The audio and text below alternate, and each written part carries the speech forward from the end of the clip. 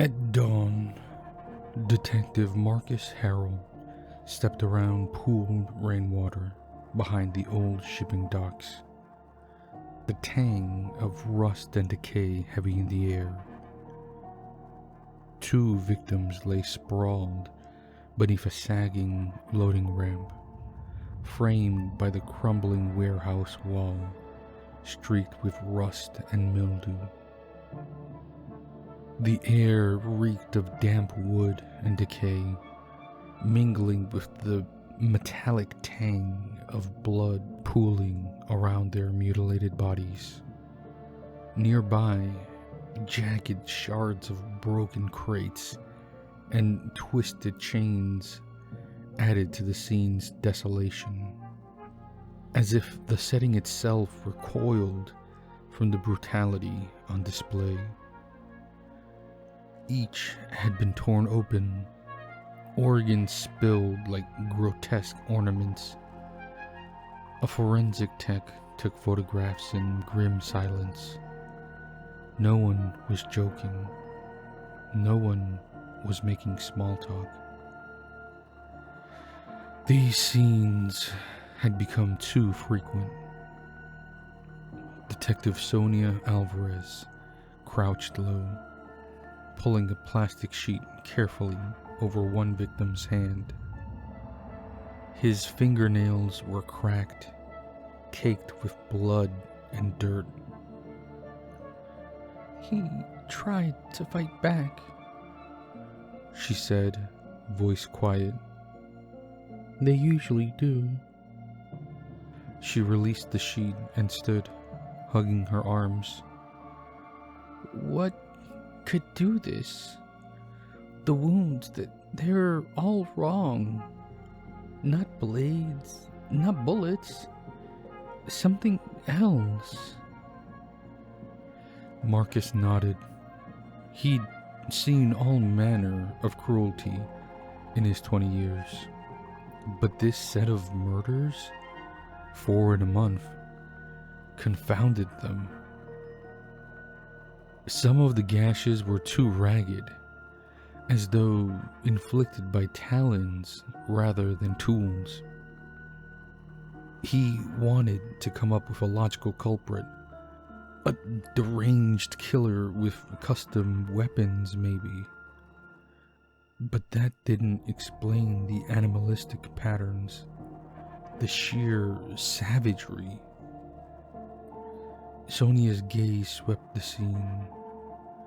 "We're missing something," she said. "None of these victims had reason to be here. They weren't locals, had no known ties to the area, and their belongings suggested they were heading somewhere else entirely. Yet they all ended up here, in this forgotten part of the city. Why?" Her tone sharpened. "All of them ended up in remote, neglected parts of the city, places where fewer eyes would notice." She glanced at Marcus with unease. "There's something unsettling about how they all came to be here." He said nothing, only turned to watch the hazy sky lighten over rooftops crowned with twisted metal. If it was a person, they were dealing with an unimaginably vicious psychopath. If it wasn't a person, he pushed the thought aside. The team packed up, the crime scene tape fluttering weakly against the rising breeze. Back at the precinct, Sonia pored over old case files. The department's cramped archive smelled of mildew and old coffee, the stale air thick with dust motes swirling in the dim fluorescent light. Rows of leaning shelves groaned under the weight of forgotten files, their edges curled and stained with age. A faint rustling of paper and the occasional creak of wood punctuated the oppressive silence. Marcus stood behind her, shoulders tense, as she flipped through a folder of cold cases. She paused on an old photograph.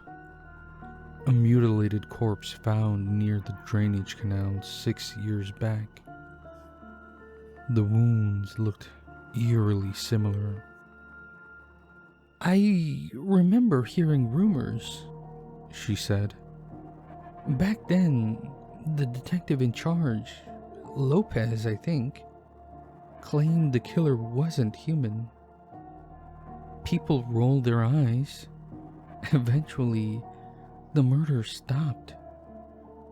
Marcus leaned over her shoulder. "And now they've started again." He scanned the reports. Mentions of footprints too large and misshapen to match any known animal. Scattered sightings of something moving too fast for the witnesses to describe. He tapped the page. "All near damp areas, abandoned docks, flooded basements, old drainage tunnels."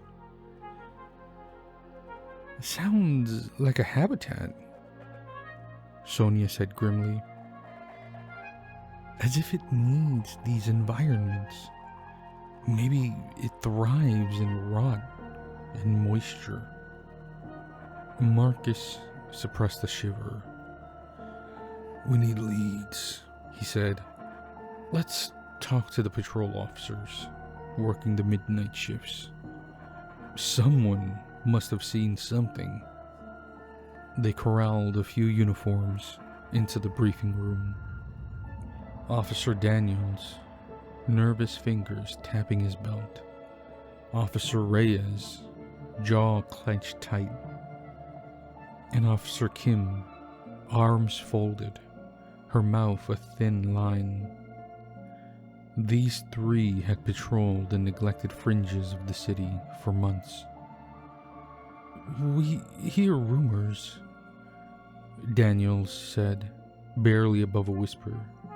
His fingers fidgeted with his belt, his gaze darting to the floor. "Some folks sleeping rough say there's something that crawls out of the old sewer grates at night." His voice trembled slightly, betraying the nervous energy he'd tried to suppress. "At first, we thought it was just another drug-induced hallucination. But then we heard it ourselves." Reyes nodded. "Heard it behind that condemned train station. A scraping, a kind of growl, but not a dog, not even close." He swallowed. "We found deep scratches on a metal doorframe. No animal I know can carve steel like that." Kim just shook her head. "We shine a flashlight and it's gone. No footprints in the mud, at least none we can follow. Just weird impressions, like splayed claws." Sonia offered a reassuring nod. "Keep this quiet," she said. "We're on it."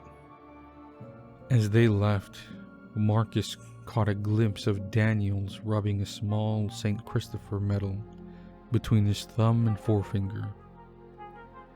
The officers were on edge, and that said a lot.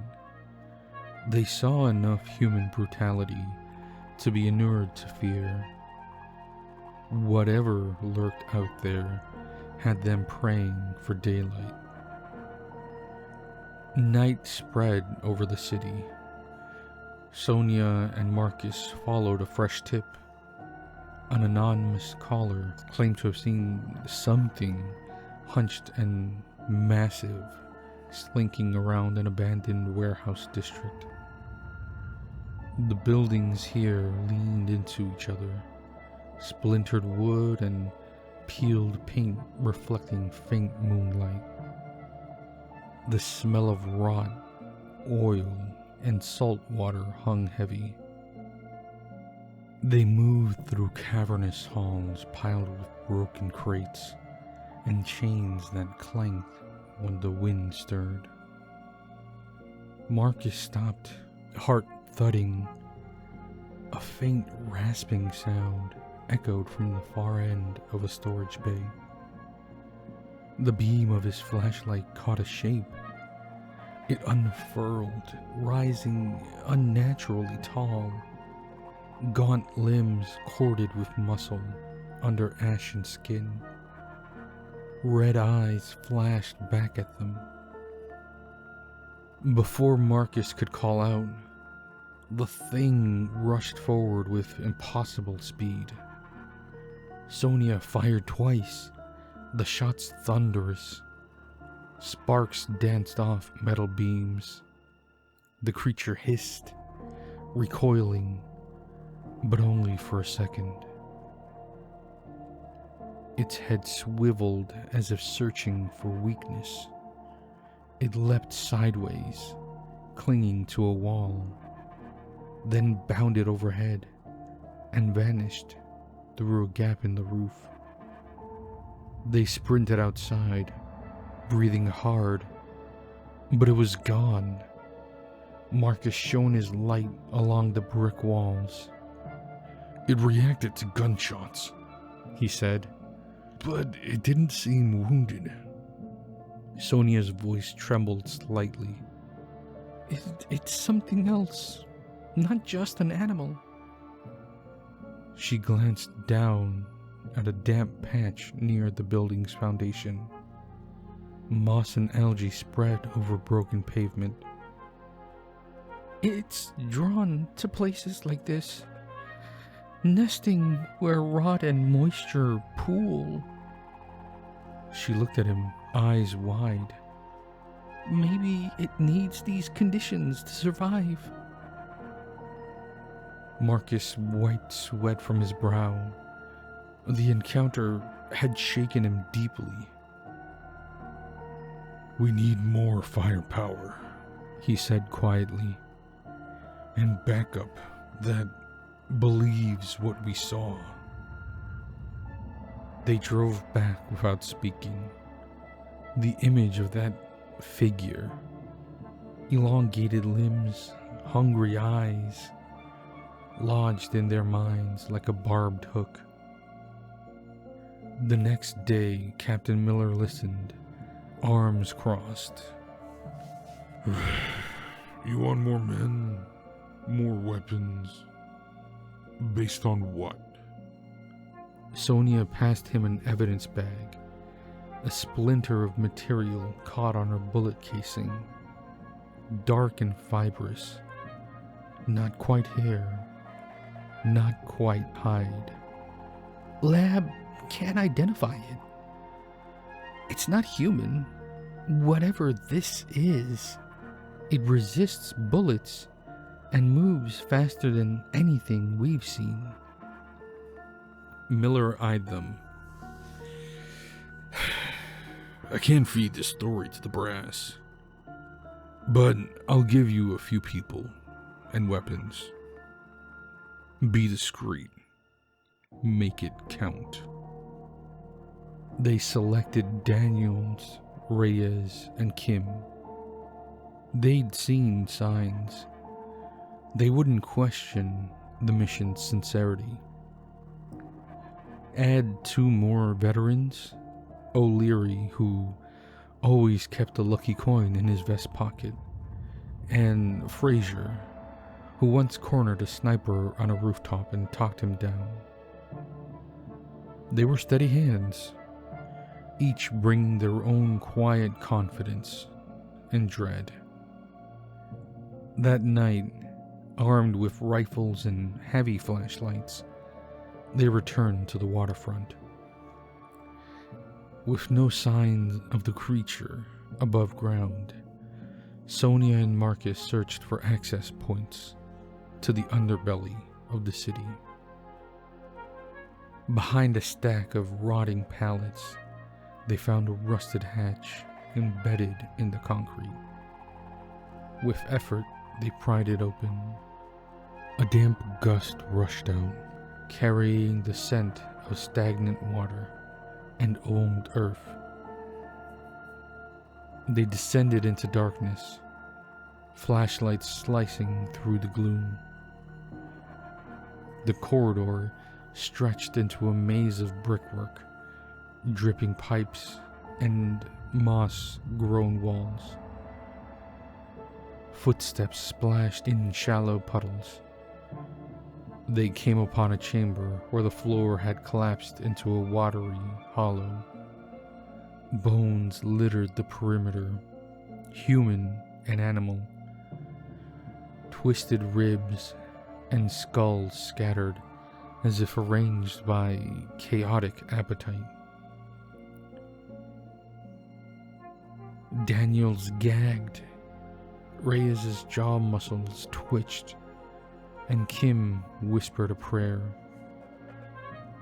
O'Leary palmed his lucky coin.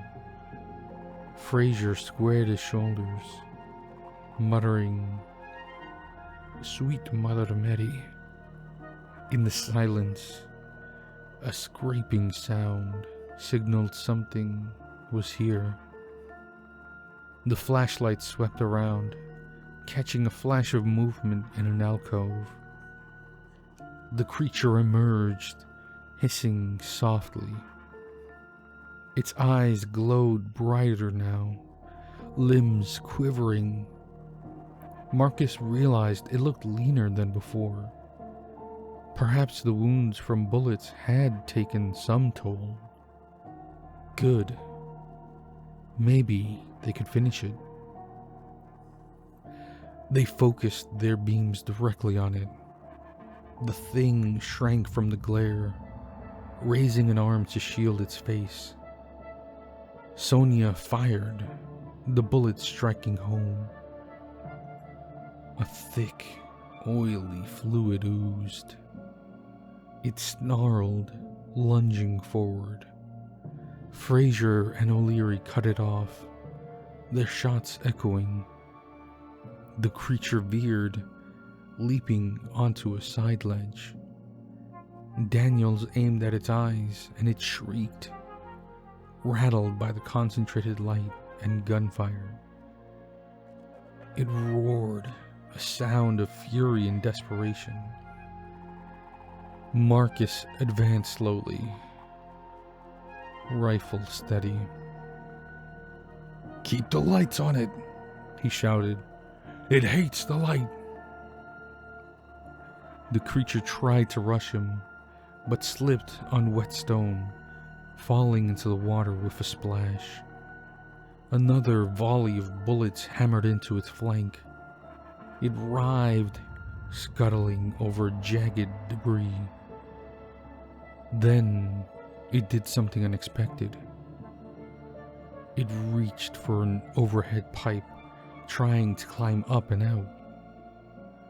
As it strained, Marcus glimpsed something behind it, a mound of gelatinous sacks, half submerged. Eggs! The realization stunned him. This wasn't a random killing spree. It was feeding, preparing a nursery in the city's veins. If they hadn't come, an entire brood might have emerged. Suddenly, the creature let out a guttural roar and swung its limbs with unexpected force, shattering a nearby overhead light. The chamber was momentarily plunged into flickering shadows, the creature using the dimness to dart closer. It slashed at a crumbling pipe, releasing a spray of scalding steam, forcing the team to scatter. The unexpected maneuver left them momentarily vulnerable. Sonia saw it too, Her eyes hardened. "We need to kill it now." She aimed at the cluster, and the creature screamed as if understanding her intent. It leapt down, barreling into Kim, who fired a shot into its chest. O'Leary rushed forward, shoving it back, only to take a slash across his shoulder. He cried out, stumbling, lucky coin clattering to the ground. The creature snarled, but its strength was fading. Marcus and Reyes fired together, bullets ripping through sinew. It collapsed onto a protruding length of rebar. Sonia hesitated, then shot again. The creature's shriek rattled the chamber, echoing down corridors. It thrashed, black fluid staining the water, growing weaker with each second. As it died, a tremor shuddered through the tunnel system. Pipes groaned. A distant splash and rumble suggested some old masonry giving way. The officers exchanged nervous looks. Sonia stepped forward, shining her light on the creature's face. Its eyes dimmed, lips curling back to reveal teeth like splintered bone. Marcus aimed at the egg clutch and fired. The sacks ruptured, their contents spilling into the murky pool. The creature let out a final, rasping moan, as if mourning its brood, then fell limp. A hush fell over them, broken only by the drip of water and O'Leary's labored breathing. Daniels helped him wrap a makeshift bandage around his arm, his hands trembling slightly as he glanced repeatedly at his St. Christopher medal, now smudged with sweat and dirt. Kim shone her flashlight around, her lips moving in a whispered prayer, as though clinging to it as a shield against the oppressive dread. It was nesting," she said softly. "Not just killing for sport." Reyes looked pale. "If we hadn't found this place, what would have happened to the city?"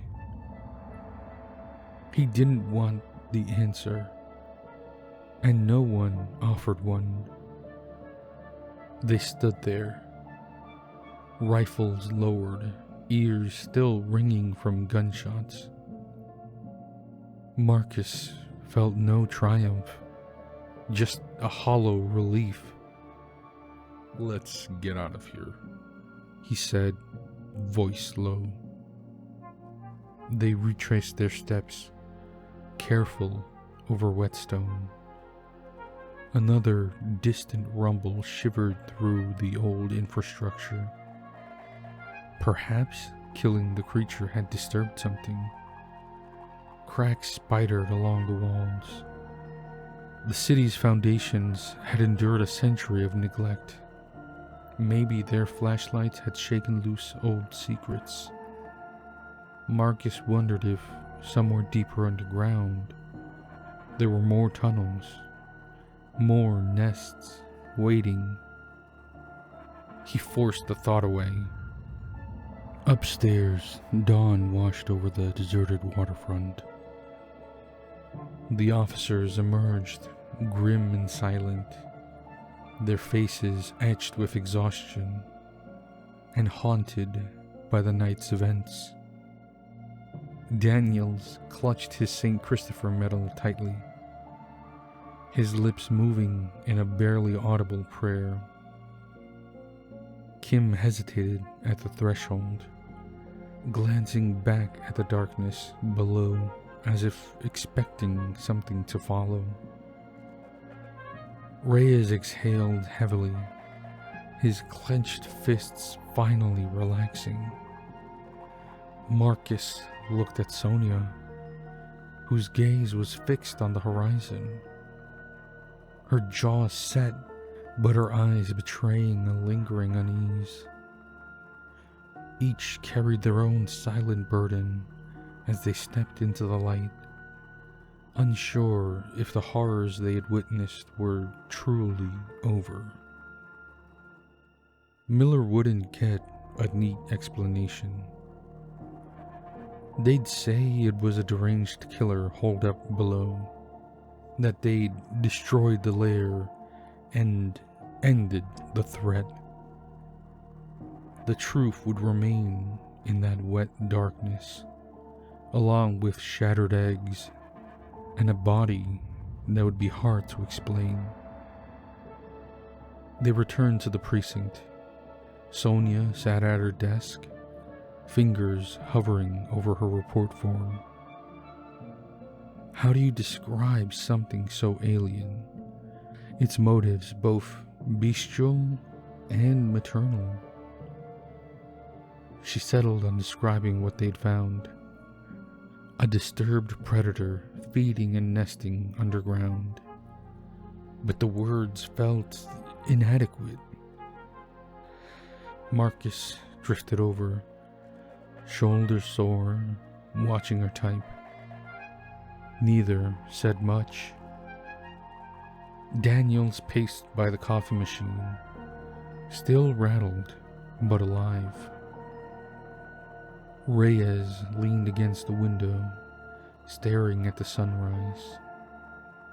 Kim scribbled in her notebook, perhaps her own private record of what happened. O'Leary, arm bandaged, flipped his lucky coin over and over, wordless. Frazier sat hunched, his mind distant. No one laughed or celebrated. They were relieved, yes, but changed.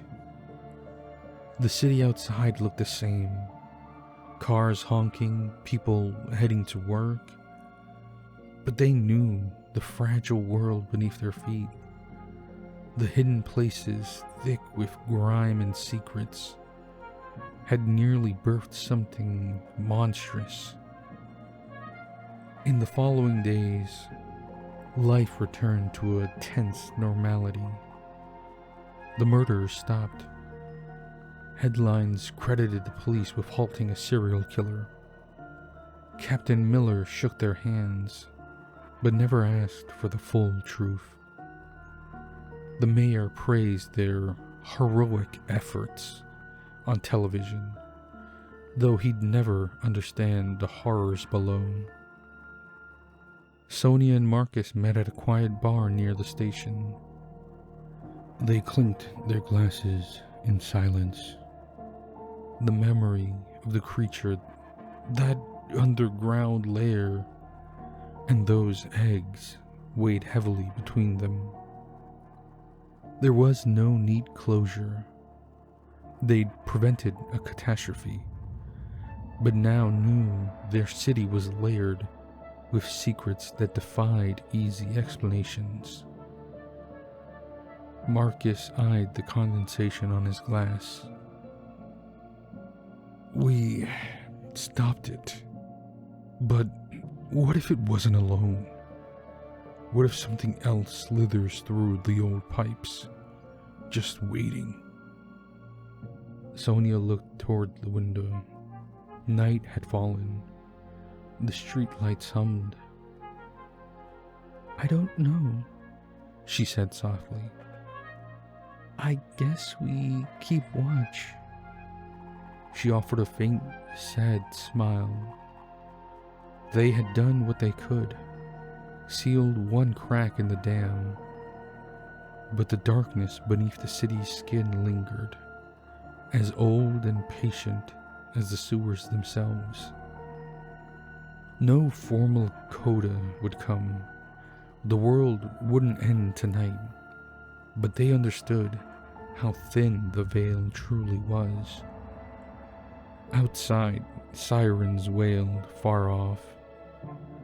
Life went on, yet Sonia and Marcus knew, as they sipped their drinks in uneasy silence, that the foundations of the city were never as solid as everyone liked to pretend. Something had stirred, and even though it lay dead beneath the concrete, its presence had changed them, leaving a question echoing in their minds. What else might lie beneath?